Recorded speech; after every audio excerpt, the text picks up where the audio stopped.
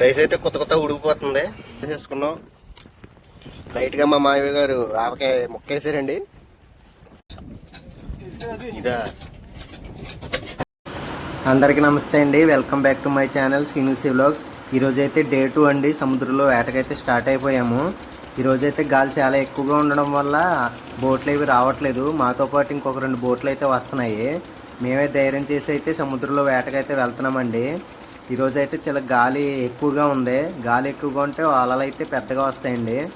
మా బావగారు చెప్పుతున్నారండి, మీకోసం హాయ్ చెప్తున్నారు. మనం సముద్రం దగ్గరికి అయితే వచ్చేసాము, మొగ దగ్గరికి. దీన్ని మొగ అని ఎందుకంటారంటే సముద్రం కాలువ కలుస్తుంది కదండి, దానివల్ల మా వాళ్ళంతా కూడా దీన్ని మొగ అని పిలుస్తారు. ఇక్కడ జనం చూసారా ఎంతమంది ఉన్నారో. వీళ్ళంతా కూడా చేప పిల్లల్ని అయితే పట్టుకుంటున్నారండి. చేప పిల్లల్ని అమ్ముతారనమాట. చేప పిల్ల ఒక్కటే వచ్చేసరికి రూపాయి. చేప పిల్లల్ని చెరువుల్లో వేసి సైజ్ అయిన తర్వాత అమ్ముతారు. సముద్రంలోకి ఎంటర్ అవ్వగానే బోట్ అయితే ఊగడం స్టార్ట్ అయిపోయింది. అలలు అయితే పెద్దగానే వస్తున్నాయండి. 3 అలలు అయితే వస్తున్నాయి. చూడండి, మీకు చూపిస్తాను. ఒక్కొక్క అల కూడా చాలా పెద్దగా అయితే వస్తున్నాయి. ముందుసారి వెళ్ళినప్పుడు వచ్చే అలల కంటే ఈసారి వచ్చే అలలు చాలా పెద్దగా అయితే ఉన్నాయి. మీకు చూడడానికి చిన్నగా అనిపించినా సరే చాలా పెద్దగా అయితే వస్తున్నాయి. చూడండి, ఒక్కొక్క అల ఒక్కో టైప్లో అయితే వస్తున్నాయి అన్నమాట. ఇలా రావడం వల్ల కొంచెం డేంజర్ ఎక్కువ ఉంటుందండి. నీళ్ళు అయితే లోపలికి పడిపోతున్నాయి అన్నమాట. బోట్లోకి అయితే వచ్చేస్తున్నాయి, అంత పెద్దగా వస్తున్నాయి అలలు అయితే.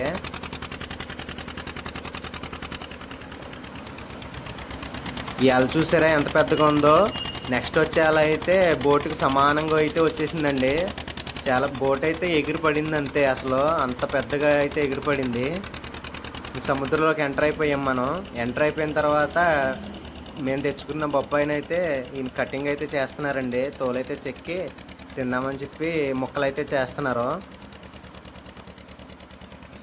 అంటే స్నాక్స్ ఏమీ ఉండవు కదండి సముద్రంలోకి వెళ్తే. దీంతోపాటు ఇంకొక బొప్పాయి కూడా తెచ్చుకున్నాం 2. ఇదైతే చాలా టేస్ట్గా ఉందండి, చాలా రుచిగా ఉంది. పడుకున్న ఆయనకైతే పక్కన పెట్టి మేమైతే తింటున్నామండి.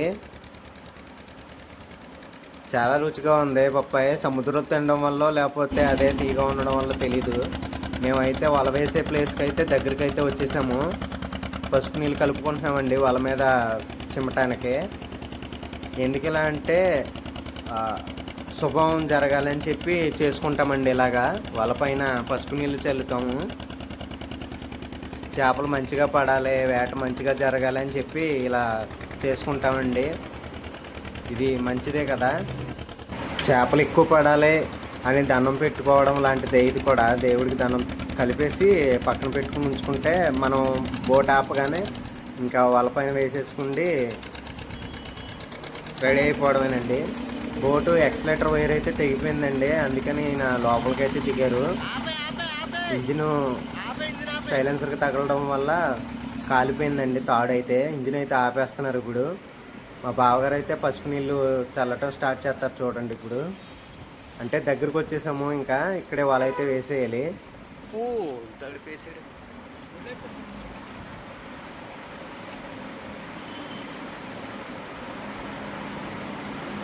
ఇంకా వాళ్ళైతే వదిలేస్తున్నారు చూడండి. ఇప్పుడు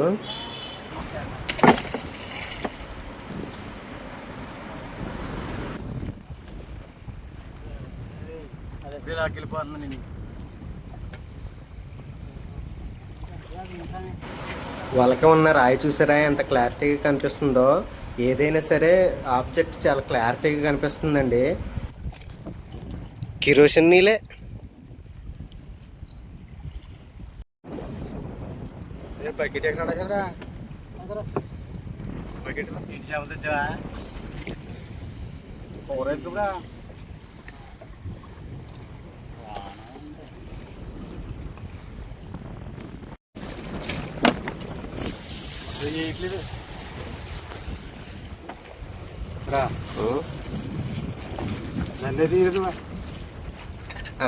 అందగాడు మాయమ.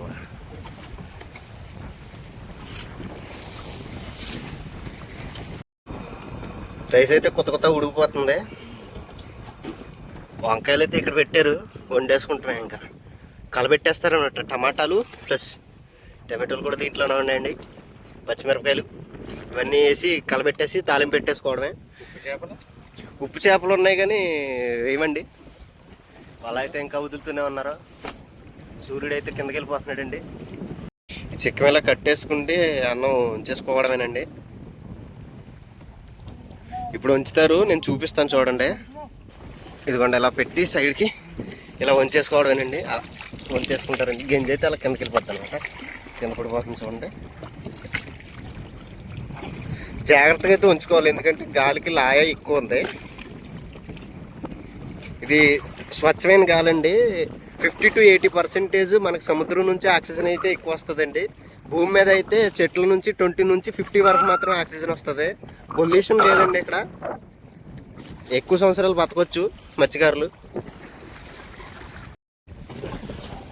పుచ్చులు వంకాయలు కోస్తున్నారండి.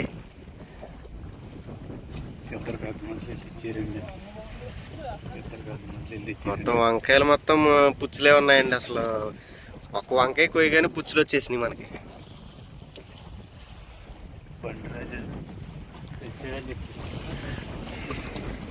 వాళ్ళు అయితే అక్కడ ఇంకా వదులుతూ ఉన్నారండి.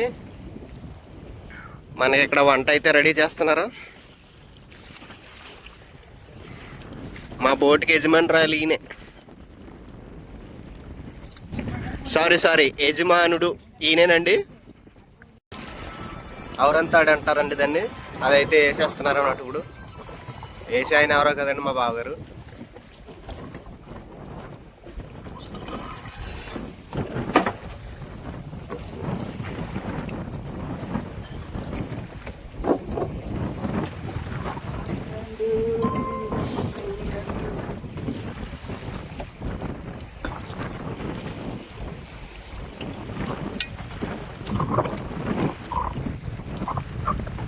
మూడైతే వేసుకోవాలండి, గట్టిగా జారిపోకుండా ఉంటుంది.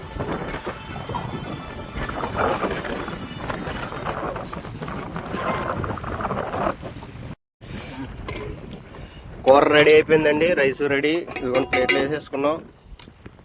లైట్గా మా మామయ్య గారు ఆవకాయ ముక్కేసారండి.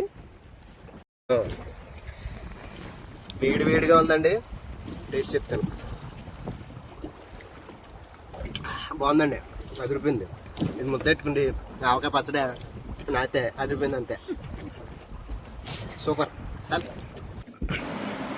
పడుకుని లేచేసరికి వాళ్ళైతే లాగడం స్టార్ట్ చేశారండి.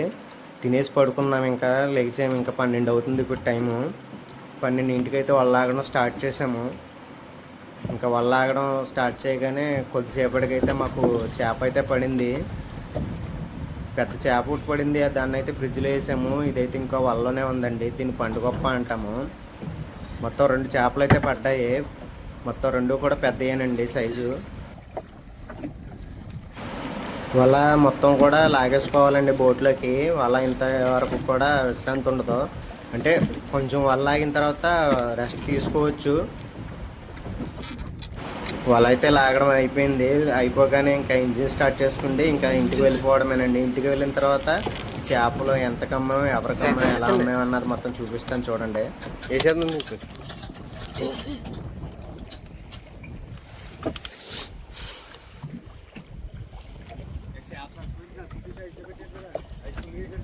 బతికే ఉంది ఇదా.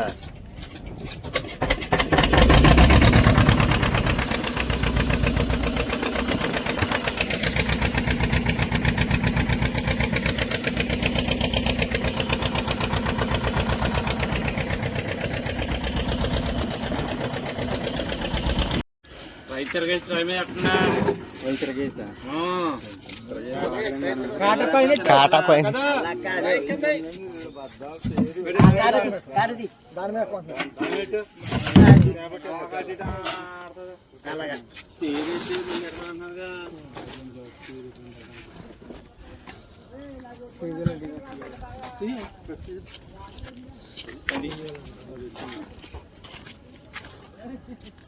సుబ్బారావు